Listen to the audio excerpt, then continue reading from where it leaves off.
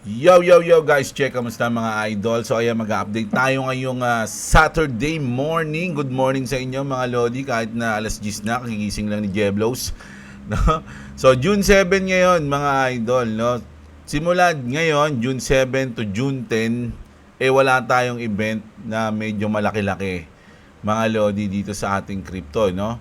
Hindi tulad kagabi, nagkaroon tayo ng magandang event at nag-positive. But the last 3 days o 2 days, hindi. No, negative tayo. Pero kagabi, nakabawi. Positive. At ngayon, 7 to 10, wala tayong event. No? So, ang event na natin yan, Wednesday na, Miyerkules na. Mga loads. No? Yun yung CPI natin. And Thursday is PPI. Dalawang magkasunod yan. Miyerkules, Huwebes. Parehas alas 8:30 ng gabi to, mga loads. And then Friday, meron tayong mga loads, no? Prelim, UOM, consumer sentiment at inflation expectations, mga loads sa Friday. So next week na to, no? Makakahinga tayo ng 7 to 10, pero hindi natin alam kung itong hinga na to pababa o pataas ang uptrend o downtrend, mga lodi, no? So ayan, ayun yung ating start ng ating Sabado ng umaga. Siyempre, bago tayo mag-news, mga idol ang mag-update ng mga malulupit na news ngayon. Grabe pala, no? Meron tayo natuklasan ngayon, mga lodi. Merong 3 ilon, mga idol. Merong 3 ilon mas na nabubuhay sa mundo. So, bago natin i-update yan, mga idol, alam nyo na, i-like nyo muna ang ating video. At sa mga gusto ng ganitong content, everyday updates, crypto news, mga idol, subscribe na kayo sa ating channel, mga idol, no? So, ayan. So, ito yung crypto bubble natin ngayong araw. Medyo may mga kulay green, suwi, nag 8%, yung white, 17. Virtual, double digit din, 11. STX naman, negative 7. Ito yung day natin, no? Pero sa hours, medyo nag-consolidate na tayo, mga idol, no? So, medyo marami ng kulay red, mga loads, no? So, kung titignan naman natin yung chart natin sa ating Bitcoin, XRP to, medyo umabot pa nga tayo ng 2.18 o 19, no? Pero ngayon nasa 1.5 tayo, 2.15, no, yung ating XRP. So sabi ko sa inyo mga loads, ang tingin ko diyan, kung tatagal man tayo dito bago niya ma-break yan, mas maganda, no? Pero kung magbe-break na agad natin yan, pwede rin, no? Pero marami kasing nagsasabi, baka mag-drop pa tayo bago tayo lumipad. So may chance talaga na tamaan yung lock profit natin dito. Pero kung titingnan niyo yung Bitcoin, medyo naka-recover din. Naisipin niyo, nag 100,000 siya, bumalik ng 100,000, no? And then umangat ng 105 and then 104 to ngayon, mga loads, no? So grabe yung tanggalin na natin tong white na to. Grabe yung consolidate, no? Yung mga traders, ang galing niyan kung na-tsempohan niyan. Pero kung hindi niyo na-tsempohan, hindi yan magaling kasi kukontra na. Talo yung mga kumontra, panalo yung mga sumakto dyan, mga idol, no? So, gravities ang ating market ngayon, mapaglaro. Ayan. So, andito pa rin yung trade natin, no? Kita niyo yan, no? So, ito na. Mag-news na tayo, mga idol. Punta na tayo sa 3 ilon agad. Meron ako nakitang video. Ito. Wait lang Kabit ko lang headphone ko. Ito. Sabi niya dito, mga lodi, there are 3 Elon clones. Is this true, mga lodi? Pakinggan natin mga idol, no? There's actually three Elons. The first Elon comes from a Nazi family. He's part human, part cyborg. This was an Elon that was developed by the Dark Fleet. Remember the first secret space program that was established by the Nazis and the evil aliens known as the Draconians? Yeah. The second Elon is a clone of that. And due to this war between the White-Hats and the Cabal, there has been a third Elon that was actually biogenetically engineered in a petri dish to do good. That's the one that's free speech, working with Donald Trump through Doge to unravel all this federal spending, to reveal the truth about the corruption. And so that's known as the third Elon. We have had cloning technology for a long time. We have had advanced alien technology for a long time. Everything that we see in sci-fi is happening in our world, but from behind the scenes. They just don't tell us about it. Grabe, no? Totoo kaya yan, mga lods? Naniniwala ba kayo dito kay Idol? Ha? Mga Lodi? Ako, kasi kung totoo to, mga Idol, medyo advanced na pala talaga tayo, no? Hindi lang masyadong pinapublic yung mga nangyayaring advanced na pwede na nating gawin. 'Di ba? Kung pwede kang mag-clone ng isang tao, sino pa yung mga clone? Ba't di nila kin-clone si Michael Jackson? Yung mga sikat na may silbi sa mundo, 'di ba? Si King of Pop yun eh. Ano yun eh, for entertainment eh. 'Di ba? Sino pa yung mga pwedeng i-clone, mga lods, no? Dapat si Kobe, kinloan nila si Kobe. Di ba? Grabe. Inukult na ng mga naiisip ng tao, no? Pero kung totoo to, ang galing yan, mga Lodi. Para na tayong nasa future, kumbaga. Di ba? Kung isa sa public yan, tas pwede mong i-clone yung sarili mo, i-clone mo ba? Sino i-clone nyo, mga Lods? Ako, magko-clone ako ng dalawa. Yung isa nag-update lagi ng YouTube. Yung isa sa bahay lang, nagtatrabaho lang sa bahay. Tapos ako yung nonood lang ako ng TV.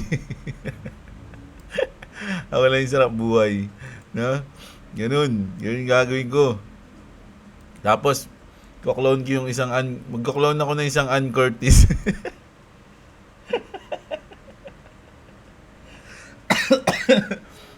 Nirarampa ko yun sa mall.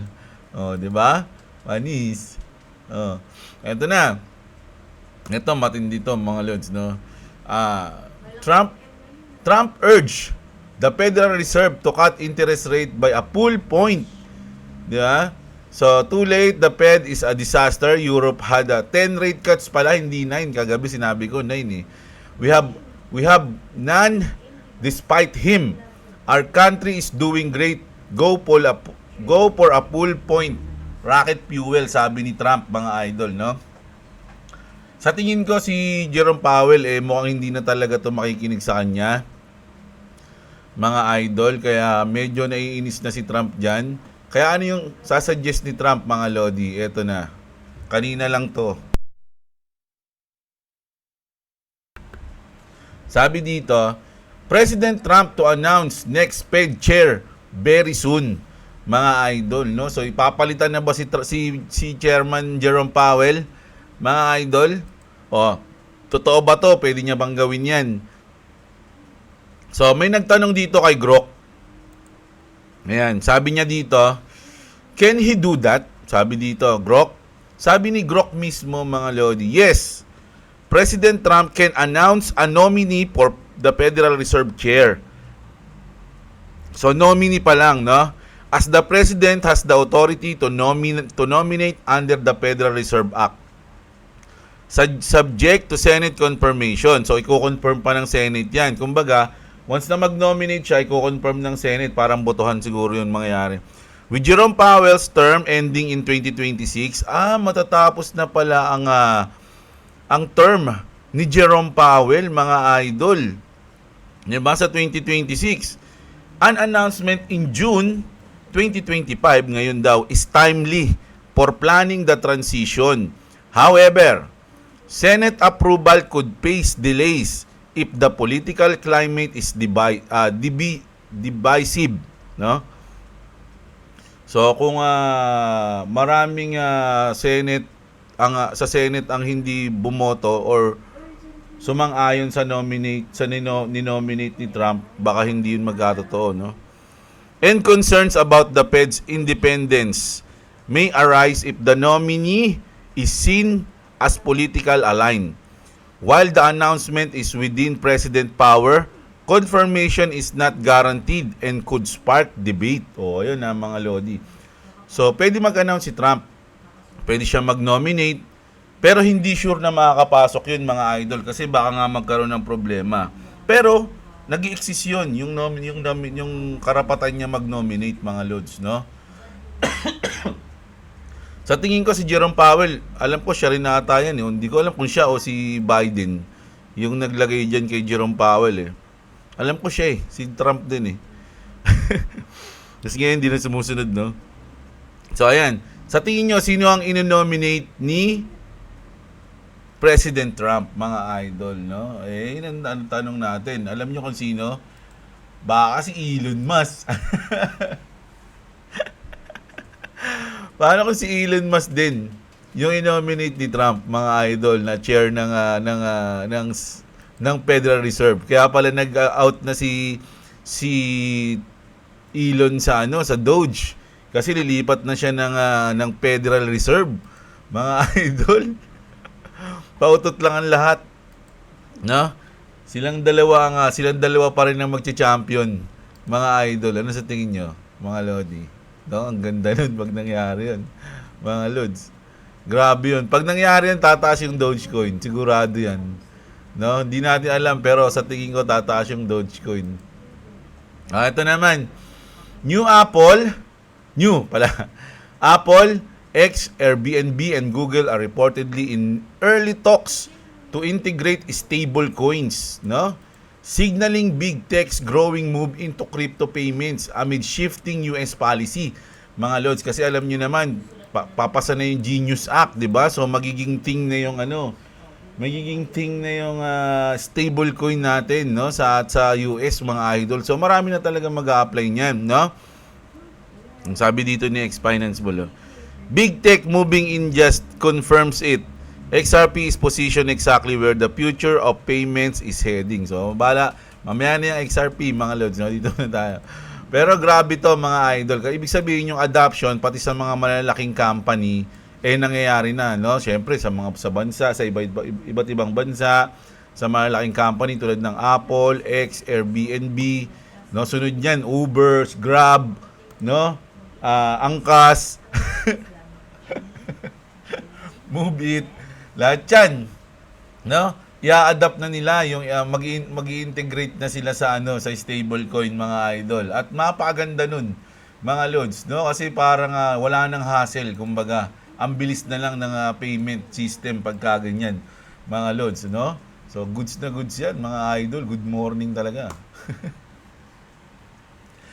Sabi dito, Ripple is aiming to be a full service infrastructure provider even in Kazakhstan.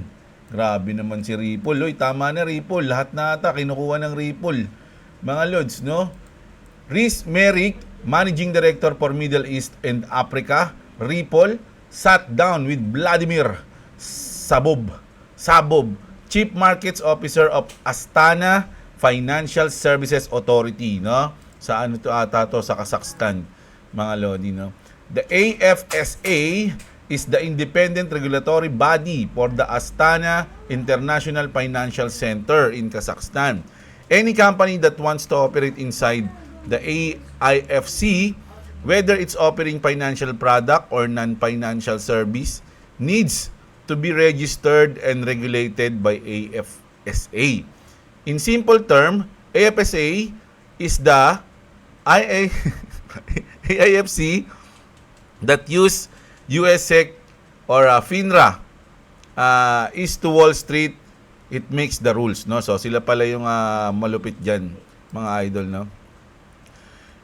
Ensures companies follow them and protects the integrity of the financial system within this special zone in Kazakhstan. So ayun yung kumbaga itong AFSA, mga lodi, sa Kazakhstan yun yung naging partner ng magiging partner ata, no, ng Ripple, mga lodi. Ito sila, ayun, di ba? Si Lex Luthor pala nandito. Ripple, Astana Financial Service Authority Digital Asset Workshop. So halos lahat na ata ng bansa nagiging partner na ng Ripple mga lodi no? O ito na naman si X Financial Bull, ang ano to the comment lord. Ripple's not chasing headlines, is building rails where other aren't even looking. Tama yun mga lords. Kung yung iba na di-distract, yung Ripple mga idol is wala, puro trabaho lang, partnership, iba't ibang bansa. Yung sinasabi nilang building rails, parang sa ano yun mga lord, di ba sa trend? Parang nagbi-build sila ng mga rails para i-connecta bawat bansa sa mundo. No, nagbi-build sila ng rails para once na gumana na yung trend mga lodis, tuloy-tuloy niyan, umiikot siya sa buong mundo. Ganun yun, building rails mga lodi. Not, at ginagawa nila yan mga lodi, halos isang dekada na. Kahit na nung kinasuhan sila ng SEC, bid lang sila ng build mga lods para makonect nila lahat. At ngayon, kung sakaling i-announce na ng SEC na tapos na yung kaso, settle na, nako, grabe yan mga lodi.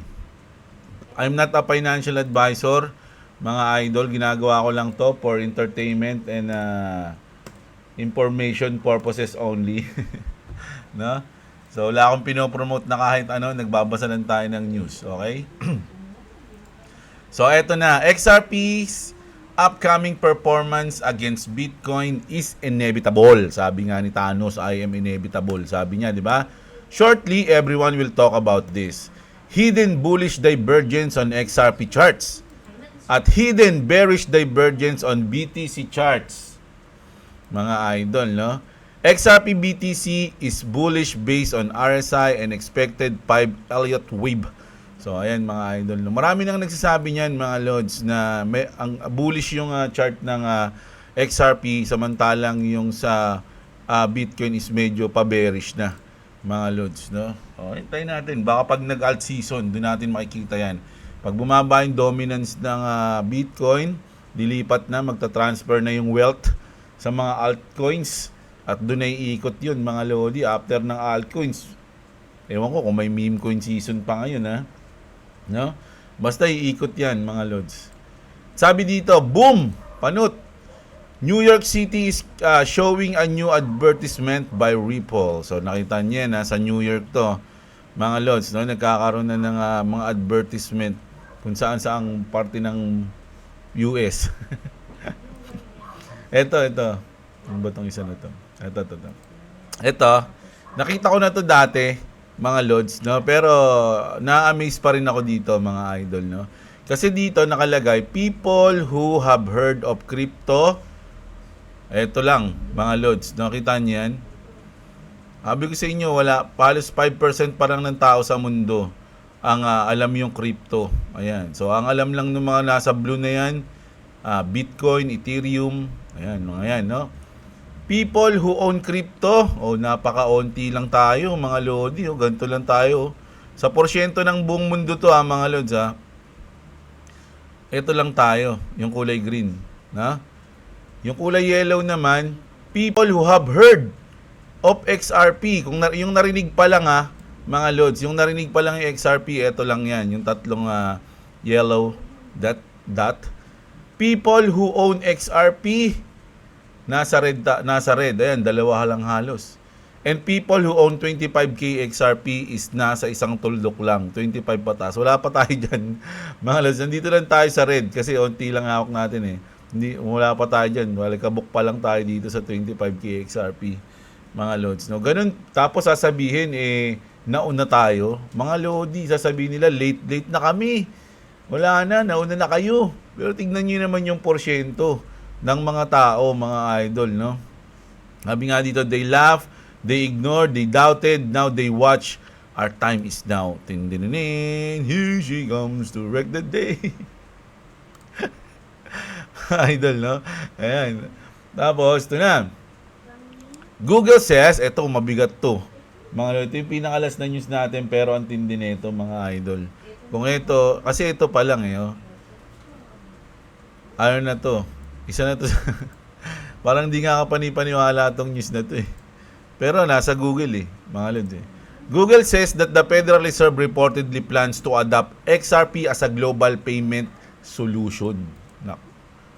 To ba to? Grabe to, mga idol. Ripple is buying back XRP to shift supply from retail to institutional hands. Ni-realize nyo ba yung mga nababasa natin, mga idol? Ripple is buying back XRP. Alam nyo yung dati, sa SLP, sa Axie, di ba? Lagi natin sinasabi, dapat buyback nyo na yung SLP para tumaas yung presyo ng SLP, ganyan-ganyan. Buyback nyo na. O, ito, narinig ulit natin. Ripple is buying back XRP to shift supply from retail to institutional hands, mga lodi. No? So, sabi nga nila, XRP is not for retail, hindi siya para sa atin. Para yan sa mga institutional na mga malulupit na company o mga bangko, 'di ba? No, sila yung dapat may hawak niyan, hindi tayo. So kung ikaw may hawak ang XRP, mga idol, naku, ingatan mo na. Signaling massive institutional adoption. So ayan mga idol. XRP is fast becoming a global financial standard, now strengthened by real build on the XRP ledger to help tokenize token pre-sale chong. O yan, so basahin natin tong nasa Google, mga lods, no? Sabi nila to yes, tinanong, no? Yes, the Federal Reserve plans to take ownership of Ripple as a global payment solution. Is Ripple buying back XRP as part of their buying back program? Yes, again, Ripple is buying back XRP as a part of their buyback program to take it out of retail's hand and into institutional hands. Nako. Ano kaya mangyayari sa XRP pagka ganyan, mga lodi? Totoo kaya itong news na to? Check natin dito. 10K daw. Grabe yun. Ito, please prove this. Kailangan totoo . Don't think he can guarantee it and chicho. Ask Grok. Wala na kasing nag-ask kay Grok . Ito. Oh, may nag-ask kaya lang, hindi sumagot si Grok .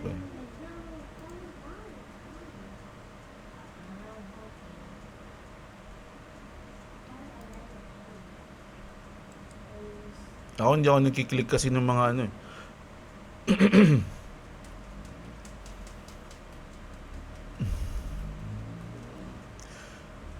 Well, andyan yung news na yan. So, binasa lang natin. If totoo yan, napakalupit niyan, napakaganda mangyayari niyan, pwedeng mangyari sa Ripple o sa XRP. So, antindi niyan, mga lods. No? So, sa ngayon, ang ating chart is nandito sa 2.16, mga idol, ang ating XRP. Ang Bitcoin natin nasa 104,315 US dollars, mga idol. So, consolidation tayo. So, ngayon, weekends ngayon. So, pwedeng maging boring o mag-drop. Kasi ang pag-weekends kasi, mga idol, usually, sa tagal na nating nagki-crypto, halos 60% nagko-consolidate yan, nagda-downtrend ng onte, and then Monday na siya nakaka-recover, no? 60%. 40% may mga chance din naman na umaangat siya ng weekend, pero mas malaki yung chance na nagko-consolidate downtrend yung chart, no? So ingat kayo, lalong-lalo na sa mga nagti-trade scalping, mga lodi, no?